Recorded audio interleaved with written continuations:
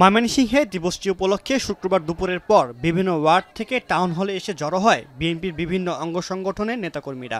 পরে শুরু হয় র্যালি।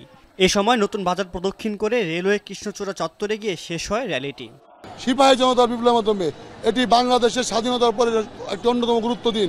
এটি বাংলাদেশের ইতিহাসে জিয়াউর রহমান সবসময় ভূমিকা রেখে 7 নম্বর তারা অন্যতম। এই জিয়াউর রহমানের জন্যই সারা বাংলাদেশের মানুষ জেগে উঠেছিল। একই আয়োজন ছিল বগুড়াতেও। বিকেলে শহরের আলতাফুন্নিসা খেলার মাঠ থেকে র্যালি বের করে জেলা বিএনপি। র্যালিটি শহরের প্রধান প্রধান সড়ক প্রদক্ষিণ করে। এ সময় বিপ্লব ও সংহতি দিবসের তাৎপর্য তুলে ধরেন বিএনপি নেতাকর্মীরা।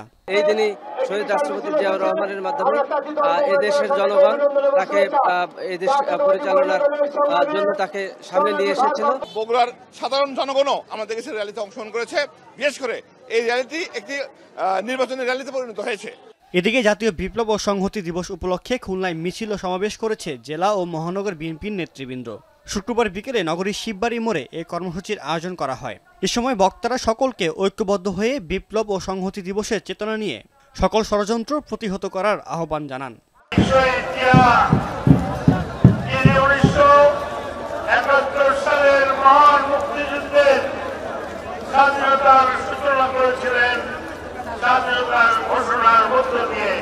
এছাড়া দিবসটি উপলক্ষে কুমিল্লা টাউন হল মাঠ থেকে গণমিছিল ও সমাবেশের আয়োজন করা হয়। এতে নেতৃত্ব দেন বিএনপি চেয়ারপারসনের উপদেষ্টা হাজী আমিনুর রশিদ।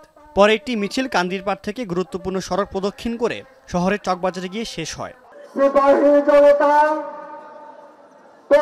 আন্দোলনের মুখে তারা শহীদ প্রেসিডেন্টকে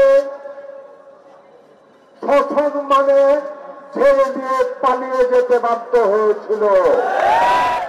এছাড়া রাজশাহী, নাটোর, চাঁপাইনবাবগঞ্জ সহ দেশের বিভিন্ন জেলায় নানা আয়োজনে পালিত হয়েছে জাতীয় বিপ্লব ও সংহতি দিবস। সাদ ইসলাম শামস, এখন।